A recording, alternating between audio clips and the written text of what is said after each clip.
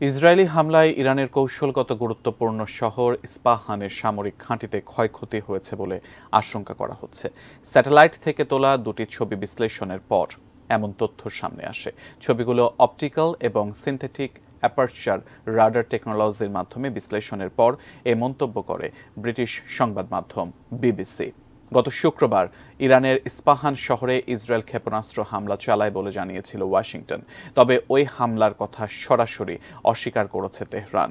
ইসরায়েলও ইরানে হামলার বিষয়ে মুখ খোলেনি। ইস্পাহানে ইসরায়েলি হামলার খবর প্রকাশের পর থেকে ইরানের পারমাণবিক কর্মসূচির ক্ষয়ক্ষতি নিয়ে জল্পনা কল্পনা চলছে। তবে হামলায় কী অস্ত্র ব্যবহার করা হয়েছে তা স্পষ্ট নয়। এদিকে স্যাটেলাইটের ছবিতে বিমান ঘাঁটিতে ক্ষতির প্রমাণ পাওয়া গেছে বলে জানায় বিবিসি।